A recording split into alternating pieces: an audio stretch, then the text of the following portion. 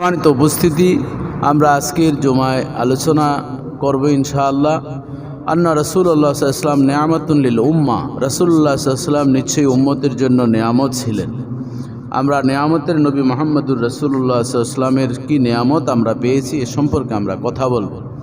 আল্লাহ তাআলা সূরা আলে ইমরানের 164 নম্বর আয়াতে এই জগৎবাসীকে জানিয়েছেন রাসূলুল্লাহ সাল্লাল্লাহু আলাইহি ওয়াসাল্লাম নিয়ামত হিসাবে এই পৃথিবীতে অনুগ্রহের বিশাল এক অধ্যায় নিয়ে তিনি আগমন করেছেন। এই আয়াত নাজিল হওয়ার পেছনেও কারণ ছিল, উহুদের যুদ্ধ যখন হলো, উহুদের যুদ্ধে রাসূলুল্লাহ সাল্লাল্লাহু আলাইহি ওয়াসাল্লামের দিক নির্দেশনা সাহাবায়ে কেরাম প্রথম দিকে না মানার কারণে উহুদের যুদ্ধ কিন্তু পরাজয় হয়েছিল।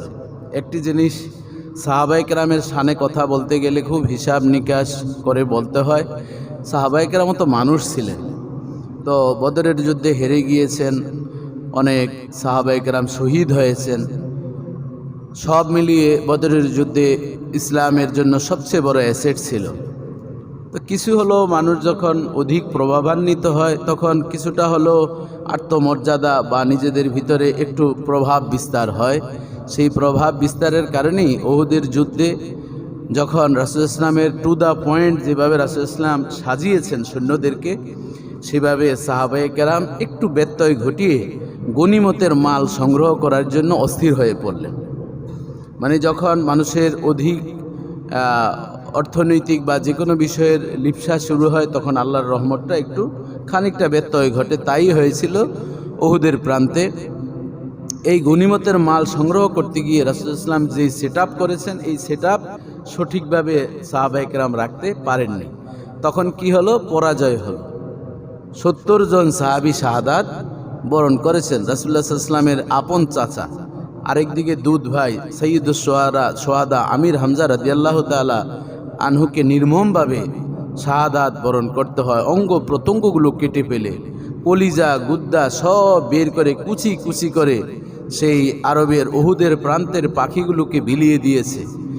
যা করেছে সেটি বর্ণনা করা খুবই কষ্টকর। রাসূল ইসলামের জীবনে পাওয়া যায়। আল্লাহ রাসূল ওনার জীবনে বড় বড় যেই কয়েকটি কষ্ট পেয়েছেন তন্মধ্যে অন্যতম একটি কষ্ট ছিল আপন চাচা সৈয়দুশ সোহাদা আমির হামজার লাশ যখন সংগ্রহ করার জন্য বলল, তখন দেখা গেল লাশ খুঁজে পাওয়া যাচ্ছে না। এক একটা অঙ্গ প্রত্যঙ্গ এক একটি জায়গায় ছড়িয়ে ছিটিয়ে পড়েছে। কোনো প্রাণীর পেটে গিয়েছে, আবার কোনোটা এক এক জায়গায় পড়ে আছে, কোনোটা হিংস্র প্রাণী নিয়ে গেছে। বিভিন্নভাবে এ ধরনের ঘটনা ঘটেছে। যতটুকু পেয়েছেন রাসূলুল্লাহ সাল্লাল্লাহু আলাইহি ওয়াসাল্লাম ততটুকু হেফাজত করেছেন।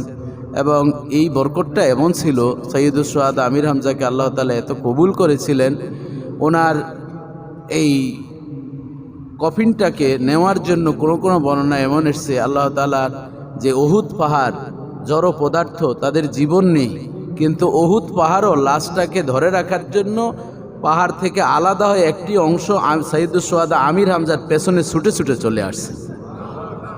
এই জন্য দেখবেন উহুদ পাহাড়ের যে মাকবারা আছে 70 জন সাহাবীর, এই মাকবারার মাঝে অর্থাৎ এই পাশেও একটা উহুদ পাহাড়, এই পাশেও আরেকটা উহুদ পাহাড়ের অংশ।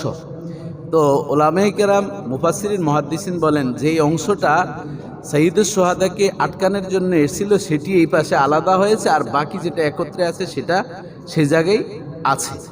এজন্য এই অংশটাকেও উহুদ পাহাড়ের অংশ হিসাবে বলা হয়। তো যাই হোক, সেটি আরেকটি প্রসঙ্গ। এই জন্য বললাম যে উহুদের যুদ্ধে রাসূলুল্লাহ সাল্লাল্লাহু আলাইহি ওয়াসাল্লামের কমান্ড ঠিকমতো না মানার কারণে একটু ব্যত্যয় ঘটেছে। তো সাহাবায়ে কেরামদের ভিতরে মনটা ভীষণ খারাপ যে 70 জন সাহাবী শাহাদাত বরণ করেছেন, আমরা তো সামনে আর মনে হয় মুসলমানদের আর বেঁচে থাকার মতো সুযোগ নাই। তখন আল্লাহ তাআলা এই সূরা আলে ইমরানের 164 নম্বর আয়াত নাজিল করে সাহাবায়ে কেরামদের মাঝে একটা উদ্বুদ্ধ চেতনা জাগ্রত করে দিলেন। জোরে জোরে বলেন সুবহানাল্লাহ। আল্লাহ তাআলা আয়াত নাজিল করেন, লাকাদ মান্নাল্লাহু আলাল মুমিনিনা ইয বা'আসা ফীহিম রাসূলাম মিন আনফুসিহিম ইয়াতলু আলাইহিম আয়াতিহি ওয়া ইউযাক্কিহিম ওয়া ইউআল্লিমুহুমুল কিতাবা ওয়াল হিকমা وإن كانوا من قبل لفي ضلال مبين আল্লাহ তাআলা এই জগৎবাসীকে জানিয়ে দিচ্ছেন, আল্লাহ তাআলা অনুগ্রহ করেছেন, নেয়ামত দিয়েছেন মুমিনদের উপর। ইদ বাসা ফীহিম রাসূলান, যখন তাদের মধ্য থেকে একজন রাসূল প্রেরণ করেছেন, সেই রাসূল তাদের মধ্য থেকেই দিয়েছেন। তার কোয়ালিটি হচ্ছে ইয়াতলু আলাইহিম আয়াতিহি। এক নম্বর তার কোয়ালিটি, বৈশিষ্ট্য, গুণ হচ্ছে তিনি তার উম্মতদেরকে তেলাওয়াত করে শোনাবেন। কি তেলাওয়াত করে শোনাবেন? মুফাসসিরিন এই আয়াতের ব্যাখ্যায় বলেন, 5 ওয়াক্ত নামাজ জামানার পয়গম্বর যখন পড়াতেন, সাহাবায়ে কেরাম ওই তেলাওয়াতকৃত আয়াতগুলো শুনে শুনে সাহাবায়ে কেরামেরও মুখস্থ হয়ে গিয়েছিল। নবী এমনভাবে তেলাওয়াত করতেন, সাহাবায়ে কেরামদেরকে ধীরে ধীরে তেলাওয়াত করতেন। নামাজের মধ্যে ফজর, জোহর, আসর, মাগরিব, এশা, তার মধ্যে 3 ওয়াক্তের ভিতরে ফজর এবং মাগরিব, এশা, এই 3 ওয়াক্তের ভিতরে জহিরি অর্থাৎ স্পষ্ট জোরে জোরে কেরাত তেলাওয়াত করতেন। পয়গম্বর ওই সূরাগুলো বেশি তেলাওয়াত করতেন, যেই সূরার মাধ্যমে সাহাবায়ে কেরাম নামাজটা সহি শুদ্ধ হয়ে যায়। এই জন্য তা থেকে মাসালা হচ্ছে, মসজিদের যিনি ইমাম খতিব, তিনি এমন সূরা তেলাওয়াত করবেন যেই সূরাগুলো মুসল্লিদের জন্য সহজ হয় এবং ওই সূরাগুলো সহি শুদ্ধভাবে তেলাওয়াত করে তাদের নামাজও কমপ্লিট হয়ে যায়। অনেক মসজিদে দেখবেন অনেক ইমাম সাহেবরা এমন তেলাওয়াত করেন, এক এক জায়গা থেকে মুসল্লিরা ভাবতেই পারেন এটা কি কোরআন তেলাওয়াত করতেছেন নাকি অন্য জায়গা থেকে। এজন্য সহজ যেই সূরাগুলো মানুষের মুখস্থ করা সহজ, যেমন সূরা কদর, ইন্না আনজালনাহু ফি লাইলাতিল কদর, সূরা ইনশিরা, আলাম নাশরাহ লাকা সাদরাক, সূরা আসর, কতগুলো সূরা আছে না, সূরা নসর, সূরা ইখলাস, এই ধরনের সূরাগুলো তেলাওয়াত করলে তখন মুসল্লিদের কি হয়? সহি শুদ্ধ হয়। এই জন্য মুফাসসিরিন ব্যাখ্যা করেন, ইয়াতলু আলাইহিম আয়াতিহি, তিনি তার কিতাব থেকে ওই তেলাওয়াত করবেন যেই তেলাওয়াত শুনে শুনে মুসল্লিদের নামাজগুলো সহি শুদ্ধ যাতে হয়ে যায়। জোরে জোরে বলেন সুবহান। এবং শুধু তাই নয়, জুবাইর ইবনে মুতঈম রাদিয়াল্লাহু তাআলা আনহু বলেন, আমি তখনও কালেমা পড়ি নাই, ইসলাম ধর্ম গ্রহণ করি নাই। মুহাম্মদুর রাসূলুল্লাহ সাল্লাল্লাহু আলাইহি সাল্লাম মসজিদে নববীতে খেজুর পাতার ঘর ছিল, তিনি তেলাওয়াত করতেন, বাহির থেকে শোনা যেত। আমরা মিম্বারের মেহরাবের অপর প্রান্তে দাঁড়িয়ে থাকতাম। কয়েকদিন আমি তেলাওয়াত শুনলাম, ওই তেলাওয়াতের মাধ্যমে আমার এমন প্রভাবান্বিত হলো, মুহাম্মাদের তেলাওয়াত যত শুনি ততই ভালো লাগে। রাতটা কখন পোয়াবে, কখন ফজরের নামাজে আবার আসবো, আমি তখন নামাজ বলতে বুঝি না, ইসলাম শুনলেই বিরক্ত লাগে। কিন্তু একটা জিনিস ভালো লাগে, মুহাম্মদ যখন তেলাওয়াত করে তখন মনে হয় যেন কাদাল কলবি ইউতিরুল ইসলাম, কেমন যেন মনে হয় আমার অন্তরের ভিতরে ইসলামের পাখিটা এসে বসে গেছে। কাদা কলবি ইউতিরুল ইসলাম, তিনি বলতেছেন ইসলামের পাখিটা আমার অন্তরে বসে গেছে, আর আমার অন্তরে যে কুফুরির পাখিটা ছিল সেটা বের হয়ে গেছে। এমনি করে করে যখন আমি এশার নামাজেও মুহাম্মদ মেহরাবে তেলাওয়াত করতেন, আমি আড়াল হয়ে হয়ে শুনতাম। সারা রাত আমি অস্থিরতায় কাটাতাম। আমার স্ত্রী বলতো কি হয়েছে, আমি বলতাম না কিছুই হয়নি। না কেন, তুমি ঘুমাচ্ছ না, এমন করছো কেন? স্ত্রীকে আমি বুঝাতে পারি নাই, কারণ আমার প্রভাব কমে যাবে যে আমি মুহাম্মাদের তেলাওয়াত শুনি। এটা আবার অন্য কাফেররা যদি জেনে যায়, আমার নেতৃত্বের অবস্থানটা একটু ধস নেমে যাবে। এই জন্য জুবাইর ইবনে মুতঈম বললেন, 1 দিন 2 দিন 3 দিন 1 সপ্তাহ 2 সপ্তাহ এভাবে যেতে যেতে একটা সময় দেখে গেল আমার কাছে মুহাম্মাদের তেলাওয়াতের চেয়ে পৃথিবীতে আর কোনো কিছু প্রিয় থাকলো না। জোরে জোরে বলেন আল্লাহু আকবার। এরপর আর সহ্য হলো না। আমি আমার আভিজাত্যতা, আমি আমার অহংকার, আমার নেতৃত্বকে আমি ধাক্কা মেরে দূরে ফেলে দিয়ে মুহাম্মাদের কাছে একাই কি চলে আসলাম। ও মুহাম্মদ, আপনি যেই মধুর কণ্ঠে যেই কেমন যেন জাদু মাখা তেলাওয়াত করেন, আমি পাগল পারা হয়ে গিয়েছি, আপনি আমাকে সেই মধুর তেলাওয়াত শিক্ষা দিয়ে দেন। রাসূলুল্লাহ সাল্লাল্লাহু আলাইহি ওয়াসাল্লাম বললেন, লা ইয়ামাসসুহু ইল্লাল মুতাহহারুন। ও জুবাইর ইবনে মুতঈম, জেনে নাও এটা এমন একটা গ্রন্থ, এটা আমার ব্যক্তিগত গ্রন্থ নয়। এই গ্রন্থটা রব্বুল আলামিন নাজিল করেছেন, তিনি সংরক্ষণ করেন। ইন্না নাহনু নাযালনা যিকরা ওয়া ইন্না লাহু লাহাফিযুন।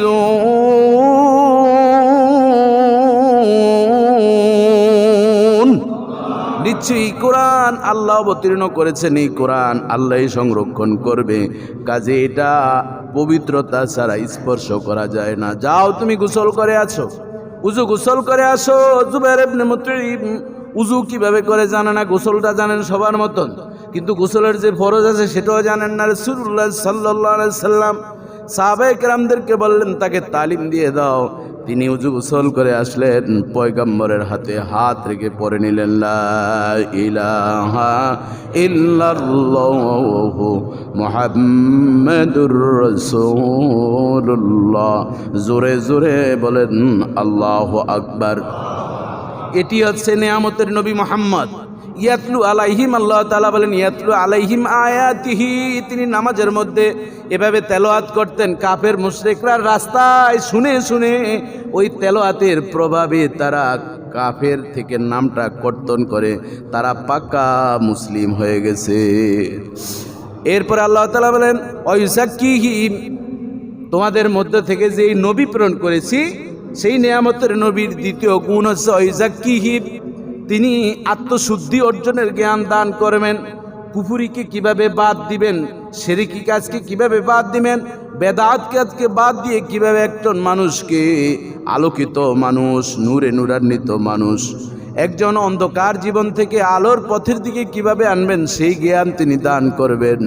তৃতীয় নম্বর তার গুণাবলী হচ্ছে ওয়াইউআল্লিমুহুমুল কিতাবা, কোরআনের ভিতরে কি বিধি বিধান রয়েছে, 500 আয়াত আছে, আহকাম, হালাল হারাম কোনটা কি, এই বিষয়গুলো বিধিবিধান রয়েছে, সেই বিধিবিধান বুঝিয়ে দিবেন। চতুর্থ নম্বর হচ্ছে আল হিকমা, তিনি এই কোরআন থেকে হিকমা শিক্ষা দিবেন।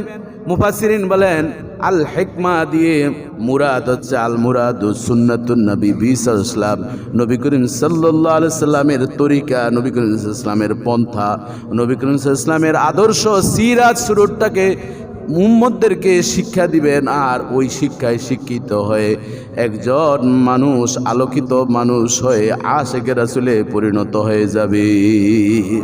যেমন আমরা গত ঈদে মিলাদুন নবী সাল্লাল্লাহু আলাইহি ওয়াসাল্লামের শেষ দিনে রাসূলুল্লাহ সাল্লাল্লাহু আলাইহি ওয়াসাল্লামের সবচেয়ে বড় যেই সুন্নতের বহিঃপ্রকাশ হচ্ছে দাড়ি রাখা। উম্মতের 5টা শেয়ার রয়েছে, তার মধ্যে অন্যতম হচ্ছে কি দাড়ি রাখা। এই যে 5 জনকে আমরা রাখলাম, এই দাড়ি রাখার এই যে আমার ভাই এখানে আছে আলহামদুলিল্লাহ, ওনার কিন্তু এখন দাড়ি এত কাটেন নাই না, বোঝা যাচ্ছে। আলহামদুলিল্লাহ বলেন, সকলে বলেন আলহামদুলিল্লাহ। আল্লাহ তাআলা যে আমল করার তৌফিক দান করেন। আরও আমরা 4 জন, আমাদের হারুন ভাই কি আছেন? আজকে আসেন নাই। আরও আমরা যেই 4 জন তারাও মনে হয় ইনশাল্লাহ আর কাটবেন না, এটি আমরা দৃঢ় বিশ্বাস করে ওদিন তো অন্তর থেকে দোয়া করেছি। এটি হচ্ছে আল হিকমা। নবী এইভাবে ধরে ধরে ধরে তার সুন্নতগুলো শিক্ষা দিয়েছেন। আর এই সুন্নতের প্রভাবের কারণে এক একজন সাহাবী আর সাহাবিকার নুজুম বিআইহিম ইকতাদাইতুম হিতাদাইতুম, রাসূলুল্লাহ সাল্লাল্লাহু আলাইহি ওয়াসাল্লাম বলেন আমার এক একজন সাহাবী আকাশের নক্ষত্র, সূর্যের মতন, চাঁদের মতন কিরণ তাদের ভিতরে আলো এসেছে। যে ওই সাহাবীর পথ অনুকরণ করবে রব্বুল আলামিন হেদায়েত নসিব করে জান্নাতের মেহমান বানিয়ে দিবেন। জবান খুলবেন আল্লাহু আকবার। এই জন্য বাবাজি বন্ধুরা আমার, নবীর সুন্নত দাড়ি আপনার মুখে থাকবে। শাহ ওলিউল্লাহ মুহাদ্দিস দেহলভী রাহমাতুল্লাহ আলাইহি বলেন যে উম্মতের মুখে দাড়ি থাকবে, নবীর সুন্নত মনে করে রাখবে, তাকে কবরে যখন রাখা হবে আমার পয়গম্বর মুহাম্মদুর রাসূলুল্লাহ সাল্লাল্লাহু আলাইহি ওয়াসাল্লাম তার পক্ষ থেকে উত্তরগুলো দিয়ে তাকে জান্নাতি ভাবে ঘুম পাড়িয়ে দিবেন। জবান খুলে বলেন আল্লাহু আকবার। এই জন্য দাড়ি রাখার দরকার আছে না নাই? ও বাবা আর কত পুষ্পাস করবেন, কারে সুন্দর দেখাইবেন? তার সে ভাগ্যবান আর কে? নবীর দাড়ি তার চোখের ভিতরে আছে, তার মুখের ভিতরে আছে। ওই চোখের সে বড় ভাগ্যবান চোখ কার হতে পারে? যেই চোখ আল্লাহর বাইতুল্লাহ স্বচক্ষে দেখেছে, নবীর রওজা মুবারক স্বচক্ষে দেখেছে, নবী কোথায় নামাজ পড়তেন, সেজদা দিতেন। ও বাবা এখনো যাদের সেই নজর আছে, নাক আছে, নবী যেখানে সেজদা দিতেন এখনো খুশবু বের হয়, ঘ্রাণ বের হয়। জবান খুলবেন আল্লাহু আকবার। আরে জবান খুলবেন আল্লাহু আকবার। আমি জানি না আপনারা কারা পেয়েছেন জানি না, নবীর সেই মা বাইনা বাইতি ও মিম্বারে রওজাতুম মির রিয়াদিল জান্নাহ। ও আমার সাহাবীরা, আমি যেখানে খুতবা দিতাম, আমার যেখানে ঘর ছিল আয়েশার সাথে আমি থাকতাম, সেটি হচ্ছে আয়েশার ঘরটি আমার রওজা। সেখানে আমার শেষ সমাধি হবে। সেই জায়গাটাকে রব্বুল আলামিন এত পছন্দ করেছেন, বারবার আমি আসা যাওয়ার কারণে রব্বুল আলামিন এই দুনিয়া জমিনেই নয়, জান্নাতের শ্রেষ্ঠ স্থান হিসেবে রব্বুল আলামিন কবুল করে নিয়েছে। কোন কোন বর্ণনা এমন এসছে যে জান্নাতুল ফেরদাউসের পরিচয় আমরা দিচ্ছি, রাসূল সাল্লাল্লাহু আলাইহি ওয়াসাল্লামের রওজা মুবারক এবং রিয়াজুল জান্নাতি হবে সেই জান্নাতুল ফেরদাউস। জবান খুলবেন আল্লাহু আকবার, আর জবান খুলবেন আল্লাহু আকবার। সেখানে যাচ্ছেন কি অনুভূতি নিয়ে যাচ্ছেন? একবার কি ভেবেছেন কোথায় এসেছি, কোথায় এসেছি, কাকে নিয়ে ছিনিবিনি খেলছি? পরিতাপের বিষয়, সেখান থেকে আসার পর আবার যার যার মতন যেই যেই কাজ করার তাই করছি। যে চোখ দিয়ে নবীর রওজা দেখেছি, যেই চোখ দিয়ে উস্তানা হান্নানা কান্না করেছে, নবী বলেন আমি যদি এই উস্তানা হান্নানা এই মরা খেজুরের কাণ্ডকে যদি আমি স্পর্শ না করতাম, কিয়ামতের পূর্ব পর্যন্ত মসজিদে নববীতে কান্নার আওয়াজই চলতে থাকতো। ও বাবা, নবীর এসকে, নবীর ভালোবাসায় আপনার আমার চোখে পানি আসে না, কিন্তু মরা খেজুর গাছ নবীর ভালোবাসায় কান্না করেছে। জবান খুলবেন আল্লাহ। আমরা হয়েছি মাহফিল হয়, আমার 5 প্যাকেট লাগবেই তবারক, আমার 3 প্যাকেট লাগবেই তবারক। আমরা হচ্ছি তবারকের আশিকের রাসূল, কথা ঠিক কিনা বলেন? আমি মাহফিলে 5,000 টাকা দিলাম, 3,000 টাকা দিলাম, আমি আবার প্যাকেটের হিসাব করছি, এরকম আছে না নাই?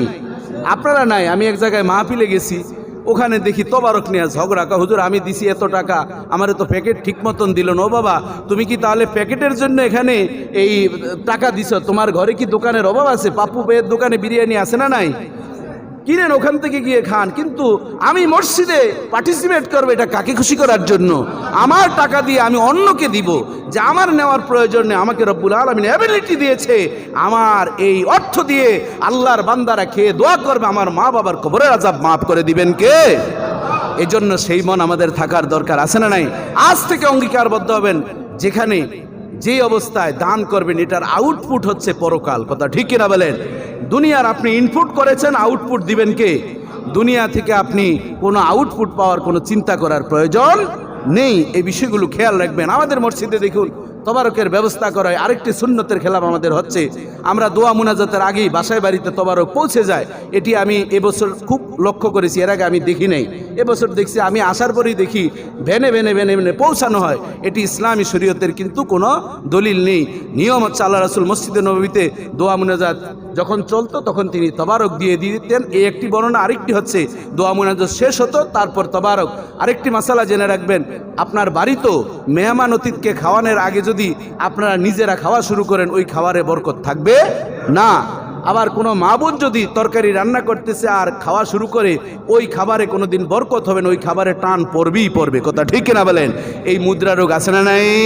এই জন্য আমি বলবো, আমাদের এই মসজিদেও সামনের যতগুলো প্রোগ্রাম হয়, আমরা মসজিদে দোয়া শেষ করবো, প্রয়োজনে সারা রাত আমরা একদিনই কষ্ট করি, আমরা পৌঁছিয়ে দিব। আল্লাহ তাআলা যাতে আমাদেরকে সুন্নাহ অনুযায়ী, আগে কি হয়েছে ডাজেন্ট ম্যাটার, সেটা আমাদের দরকার নেই।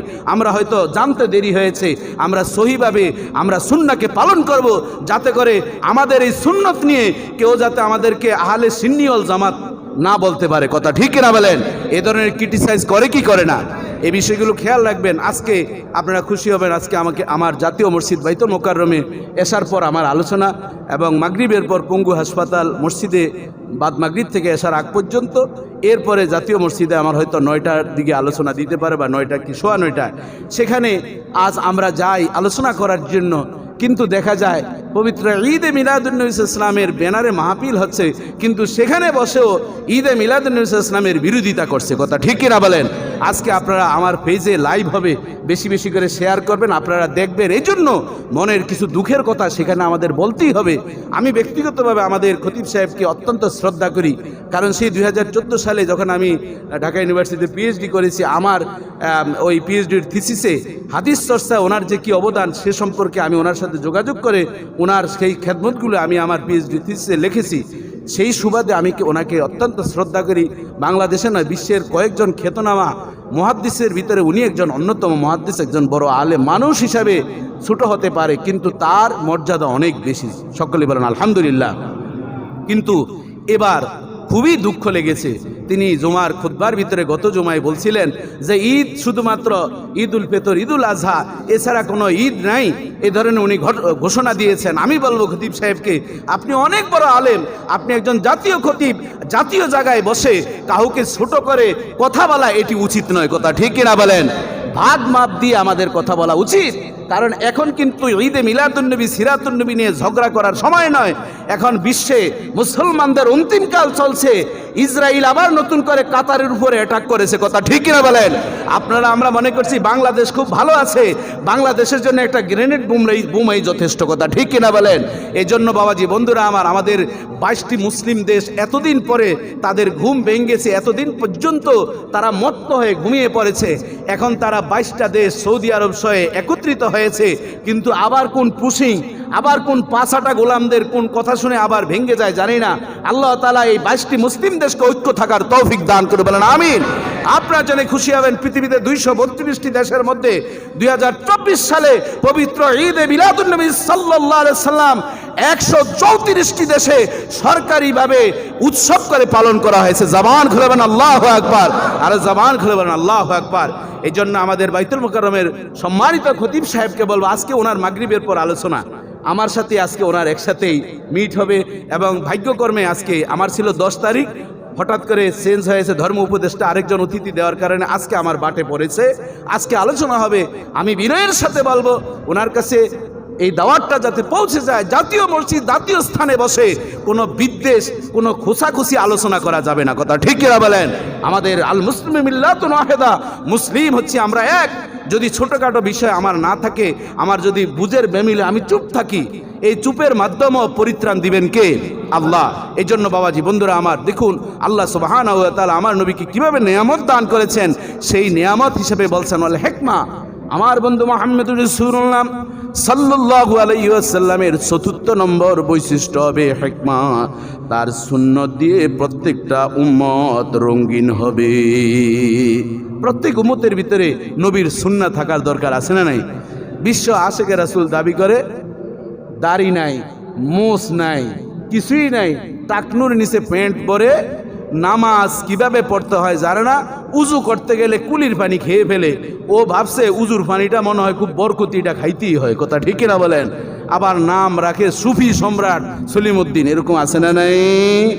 অথচ আল্লাহ সুবহানাহু ওয়া তাআলা বলেন লাকাদ মান্নাল্লাহু আলাল মুমিনিন, মুমিনদের জন্য আমি যে নিয়ামতের নবী দান করেছি, সেই নিয়ামতের নবীর 4th বৈশিষ্ট্য হচ্ছে আল হিকমা। নবীর সুন্নতগুলো তাদের জীবনে পুঙ্খানুপুঙ্খানুভাবে সে পালন করবে। ওয়াইন কানু মিন ক্বাবলু লাফি দালালিম মুবিন, তাদের সেই ইতিহাস জানার প্রয়োজন। এই সকল জাতি, এই সকল যারা সাহাবী হয়েছেন, তারা তো আগে পথভ্রষ্ট ছিলেন। নবীর সুন্নাহ, নবীর অনুকরণ করার কারণে রব্বুল আলামিন তাদেরকে আকাশের নক্ষত্র বানিয়ে পৃথিবীর সকল মানুষের চেয়ে শ্রেষ্ঠ মানুষে রূপান্তরিত করে। আল্লাহ তাআলা নিজেই ঘোষণা দিয়েছেন রাদিয়াল্লাহু আনহুম ওয়া রাদু আন, আল্লাহ তাদের প্রতি সন্তুষ্ট। আল্লাহ যেমন সন্তুষ্ট, ওই সাহাবীরাও আল্লাহর প্রতি সন্তুষ্ট। জোরে জোরে বলেন সুবহানাল্লাহ। দেখুন এখানে আল্লাহ তাআলা এই আয়াত নাজিল করে দিয়ে উহুদের যুদ্ধে যাদের মনটা বড় খারাপ হয়েছে তাদেরকে বুঝিয়ে দিলেন, তোমাদের মধ্যে থেকেই তো নবী প্রেরণ করেছি, এই নবীর এই গুণগুলো আছে। এই নবী যেভাবে তোমাদেরকে দিক নির্দেশনা দেয়, সেভাবে যদি তোমরা পালন করো তাহলে তোমাদেরকে শান্তি দিবেন কে? আল্লাহ। আর যদি খাবলা খাবলি করতে থাকো তাহলে শান্তি কি পাওয়া যাবে না। এবার আসুন আমরা একটু তাফসিরের দিকে যাই, সময় যেহেতু কম এই জন্য মূল কথাগুলো বলবো। তাফসিরে ইবনে কাসিরে আমার নবী যে মান্নাল্লাহু আলাল মুমিনিন, মুমিনদের জন্য নিয়ামত, মুমিনদের জন্য তিনি অনুগ্রহ, এ সম্পর্কে তাফসিরে ইবনে কাসির আল্লামা ইমাদউদ্দিন রাহমাতুল্লাহ আলাইহি তাফসিরে ইবনে কাসিরের 2য় খণ্ডের 123 পৃষ্ঠায় তিনি বর্ণনা করেন, আন্না মুহাম্মদ সাল্লাল্লাহু আলাইহি ওয়াসাল্লাম নিয়ামাতুন আযীমাতুন মিনাল্লাহি তাআলা আলা হাযিহিল উম্মাহ। ও দুনিয়ার মানুষ, ভালোভাবে তোমরা বুঝে নাও, এই পৃথিবীর মধ্যে রব্বুল আলামিন যত সৃষ্টি করেছেন, যা কিছু আল্লাহর সৃষ্টিকুল রয়েছে, তন্মধ্য থেকে আখির জামানার পয়গম্বর মুহাম্মদুর রাসূলুল্লাহ সাল্লাল্লাহু আলাইহি ওয়াসাল্লামকে সবচেয়ে সৃষ্টির শ্রেষ্ঠ নিয়ামত হিসাবে প্রেরণ করেছেন। তাফসিরে কাবীরে ইমাম ফখরুদ্দিন রাজি রহমতুল্লাহ আলাই নবম খণ্ডের 431 নম্বর পৃষ্ঠায় বলেন, আজামুন নিআম আলাল খালকে আরসালা মুহাম্মদ ইলাইহি, পৃথিবীর মধ্যে সবচেয়ে বড় নেয়ামত মুহাম্মদ, এতে কোনো সন্দেহ নাই। আল্লাহর যত সৃষ্টি রয়েছে, 7 আসমান 7 জমিন, যতগুলো জগৎ রয়েছে, সব সৃষ্টির মধ্য থেকে 1,24,000 মতান্তরে 2,24,000 পয়গাম্বর, সকলের সে আল্লাহ রব্বুল আলামিন মুহাম্মদুর রাসূলুল্লাহ সাল্লাল্লাহু আলাইহি ওয়াসাল্লামকে বড় নেয়ামত হিসাবে প্রেরণ করেছেন। কারণ ওই নবীর উম্মত হওয়ার জন্য অন্য নবীরাও দরখাস্ত করছেন, করেন কি করেন নাই? শুধু তাই নয়, وَإِذْ أَخَذَ اللَّهُ مِيثَاقَ النَّبِيِّينَ لَمَا آتَيْتُكُم مِّن كِتَابٍ وَحِكْمَةٍ ثُمَّ جَاءَكُم مُّصَدِّقٌ لِّمَا مَعَكُمْ لَتُؤْمِنُنَّ بِهِ وَلَتَنصُرُنَّهُ قَالَ أَقْرَرْتُمْ وَأَخَذْتُمْ عَلَى ذَلِكُمْ إِصْرِي। আমার নবীকে এমন নিয়ামত হিসেবে প্রেরণ করেছেন, রব্বুল আলামিন সব নবী রাসূলদেরকে বলছেন, তোমাদের নবুয়তির এবং কিতাবের সত্যায়নের জন্য আমি এমন এক নিয়ামত প্রেরণ করলাম, যেই নিয়ামত তোমাদেরকে সত্যায়ন করলে তোমাদের নবুয়তি সত্যায়িত হবে, যেই নিয়ামতের নবী সত্যায়ন করলে তোমাদের কিতাবের সত্যায়ন হবে। তার মানে তোমাদের উপরে আমি যেই রিসালাতের দায়িত্ব দিয়েছি সঠিকভাবে পালন করেছো কিনা, এটা আমার বন্ধু মুহাম্মদুর রাসূলুল্লাহ যতক্ষণ পর্যন্ত সার্টিফাই না করবে ততক্ষণ পর্যন্ত আমি আল্লাহর কাছে কবুল হবে না। জোরে জোরে বলেন সুবহানাল্লাহ। বাবাজি বন্ধুরা আমার, এজন্য শাইখুল ইসলাম ইবনে তাইমিয়া তিনি মাজমুউল ফতোয়া কিতাবের প্রথম খণ্ডের 149 পৃষ্ঠায় তিনি বর্ণনা করেন, বাইসাতু মুহাম্মদ মিন আযাবুন নিআমুল্লাহি আলা ইবাদি বাল হিয়া আযাবুন মিন কুল্লি নিআমাতিন আনামাল্লাহু বিহি। তিনি শুধুমাত্র দুনিয়ার জমিনে নিয়ামত হিসাবে আসেন নাই, আল্লাহর যত ফেরেশতা কুল রয়েছে, আল্লাহর যত নবী রাসূল রয়েছে, সকল নিয়ামতগুলোকে যদি এক পাল্লায় নেওয়া হয় আর আমার নবী নিয়ামত হিসাবে এসেছেন ধরাদমে, সেটার ওজন সবচেয়ে বেশি হবে। একটু জবান খুলে আল্লাহু আকবার বলবেন না? তাহলে নবীর যে আমাদের জন্য নিয়ামত, এটার দলিল আছে না নাই? সালমান ফারসি রাদিয়াল্লাহু তাআলা আনহু বলেন, আমি তখনই ইসলাম ধর্ম গ্রহণ করি নাই, নবী মুহাম্মদুর রাসূলুল্লাহর কথাগুলো আমি পারস্য থাকা অবস্থায় শুনেছি। নওজোয়ান আমি সালমান, আমার নাম ছিল আব্দুল উজ্জা, তখন সালমান হয় নাই।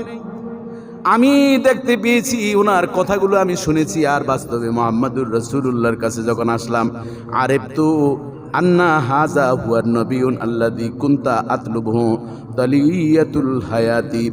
আমি যেমন একটা লোক এতদিন পর্যন্ত খুঁজেছিলাম, একজন কমপ্লিট মানুষ যদি পেতাম তার হাতে আমি অনুসরণ করতাম, আমাকে সঁপে দিতাম। সত্যি আমি যখন মুহাম্মদুর রাসূলুল্লাহ সাল্লাল্লাহু আলাইহি সাল্লামের কাছে এসে পৌঁছেছি, আমি মনে মনে এতদিন যেই লোকটাকে খুঁজেছিলাম তার কাছে এসে হুবহু সেই লোকটাকে আমি পেয়ে গেছি। অর্থাৎ আমি স্বপ্ন যুগে দেখতাম, যদিও আমি তখন মুসলমান ছিলাম না, কিন্তু মুহাম্মাদের কথাগুলো আমি শুনেছি। যদিও আমি পারস্যে ছিলাম, কিন্তু আমার মনটা পড়ে রয়েছে মদিনায়। বলেন আল্লাহু আকবার। কবে আমি সেই মানুষটাকে পাবো? যখন আমি মদিনায় চলে আসলাম, তাকানের সাথে সাথে দেখলাম আমি স্বপ্নে যা দেখেছি, যেমন লোকটার সন্ধানে আমি ছিলাম, সেই লোকটাকে হুবহু পেয়ে গিয়েছি। তার মানে সেই নিয়ামত রব্বুল আলামিন আমাকে দান করেছেন। বাবাজি বন্ধুরা আমার, তুফাইল ইবনে আমর আদ-দায়ুসি, দায়ুস বংশের একজন বড় শৌখিন ব্যক্তি ছিলেন। তিনি কেমন শৌখিন ছিলেন এ সম্পর্কে বিভিন্ন মুহাদ্দিসিন মুফাসসিরিন বিভিন্ন উক্তি করেছেন। তাদের মধ্যে থেকে কেউ কেউ বলছেন, এই তুফাইল ইবনে দায়ুসি এমন একজন ব্যক্তি ছিলেন, তিনি ছিলেন ওই আরবের ভিতরে সবচেয়ে শৌখিন ব্যক্তি। যে রাস্তা দিয়ে তিনি যেতেন সকলেই বুঝতো তুফাইল ইবনে আমর আদ-দায়ুসি গিয়েছেন। কিন্তু তিনি রাসূলুল্লাহ সাল্লাল্লাহু আলাইহি সাল্লামের কথা তিনি শুনেছেন। তিনি দায়ুস গোত্র থেকে আসছেন। আসার পর মুহাম্মদুর রাসূলুল্লাহ সাল্লাল্লাহু আলাইহি সাল্লামের কাছে যাতে না ভিড়তে পারে, আবু জেহেল, উতবা, সাইবা এরা বলা শুরু করলো, তুমি তো বড় একজন কবি সাহিত্যিক, উচ্চ বংশের যুবক, ওই যে একটা পাগল লোক তার কাছে যেও না। ওই কথাগুলো শোনার কারণে আমার আরও বেশি আকর্ষণ তার প্রতি হয়ে গেল। আমি দেখতে পেলাম বাইতুল্লাহর পাশে এই লোকটা দাঁড়িয়ে দাঁড়িয়ে একবার হাত এভাবে উঠায়, আবার বাঁধে, আবার যখন সে রুকুতে যায় মনে হয় যেন আর কোনোদিন রুকু থেকে উঠবে না, আবার যখন সেজদায় পড়ে রয়েছে মনে হয় যেন জীবন তার এখানেই শেষ হয়ে গেছে। আমি লোকটার ইবাদত দেখে খুব দুর্বল হয়ে গেলাম। যখন ইবাদত শেষ হয়ে তিনি রওনা করলেন, আমার কাছে এত জ্ঞান শুরু করলো, কাফিররা তার বদনাম এত পরিমাণ বলা শুরু করলো।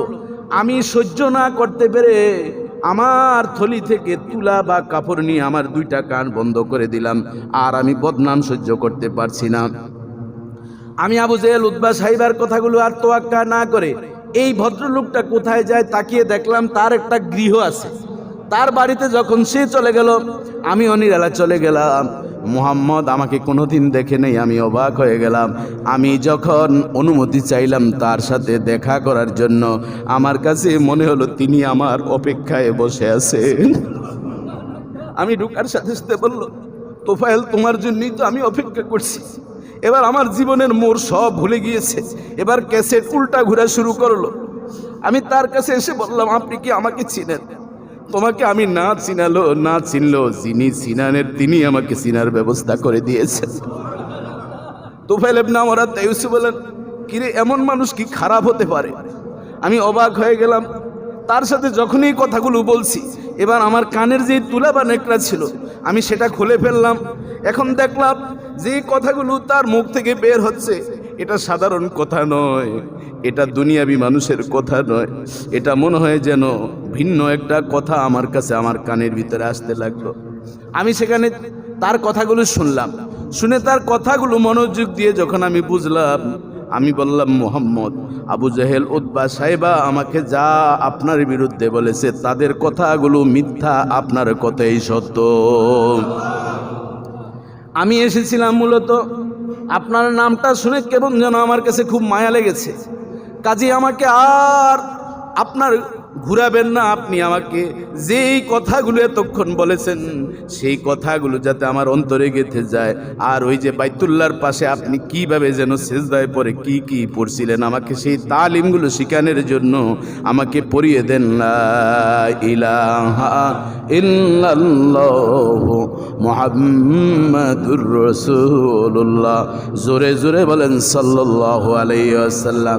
তোফায়েল ইবনে আমর আত-তাইউসি পয়গম্বরের বাড়ি থেকে যখন বের হয়ে গেল, আবু জেহেল উতবা সাহেবা বলল, তোমার কানের তুলা কই? কানের তুলা কই? কয় কানের তুলা দিয়া তোমরা কি করবা? বলছি না কানে তুলা দিবা যতক্ষণ পর্যন্ত এই বাইতুল্লাহর আশেপাশে হেরেম এলাকায় থাকো, তোমাকে আমরা রাজকীয় পরিবেশে তাওয়াফ করার সুযোগ করে দিয়েছি। আর তুমি যে জায়গায় আমাদের সবচেয়ে বড় শত্রু তার বাড়ি থেকে এসে কেমন তোমার পরিবর্তন হয়েছে তুমি বলো তো, তুমি কি ঘটাইছো? আমি যা ঘটাইছি তা বলা যাবে? আমি আমার এলাকা থেকে এসেছি। সে তাওরিয়া করে কথা ঘুরিয়ে তিনি চলে গেলেন। তিনি গিয়ে তার বাবাকে ডাক দিলেন।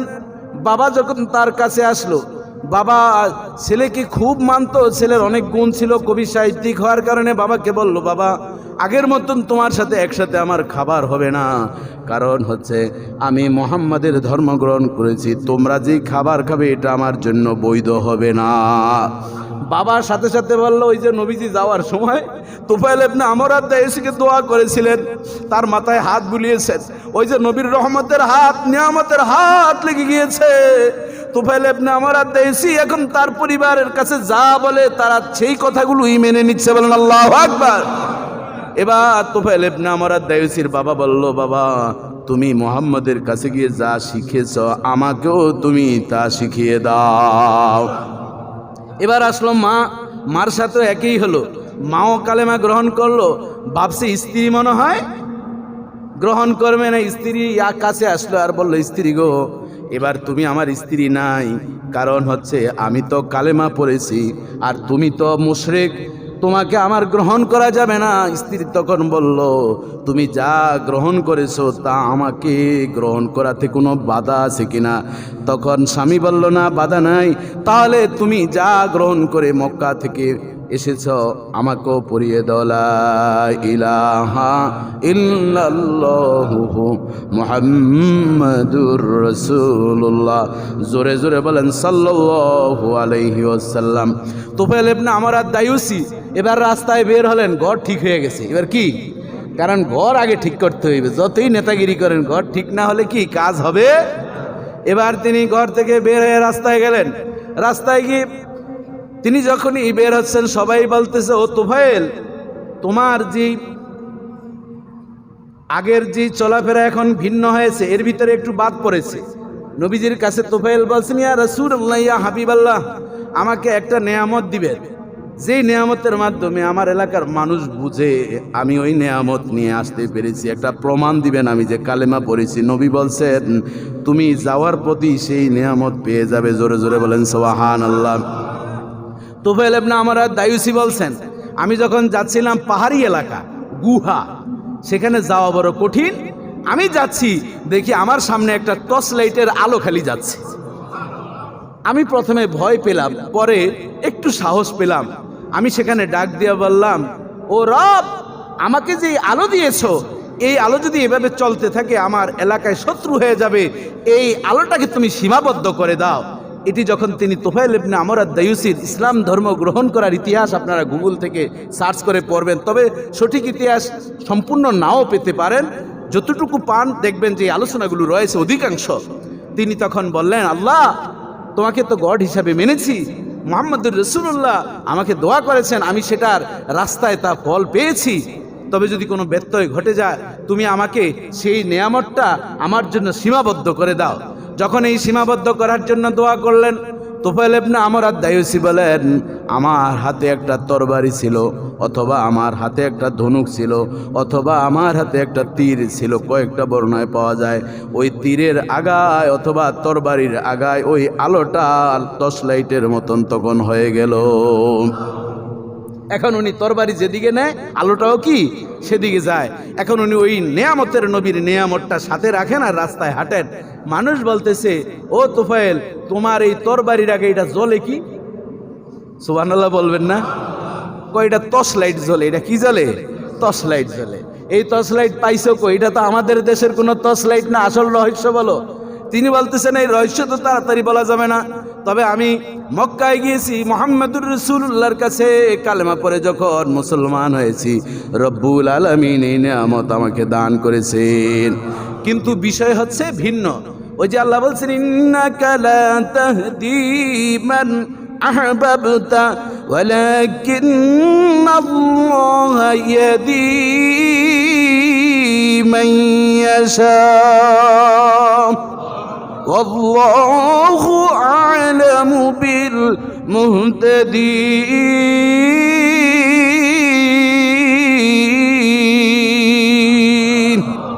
আল্লাহ তাআলা পয়গম্বরকে বলছেন, নবী গো, আপনি যাকে চাচ্ছেন হেদায়েত হওয়ার জন্য বারবার চাচা আবু তালেবের জন্য দোয়া করছেন।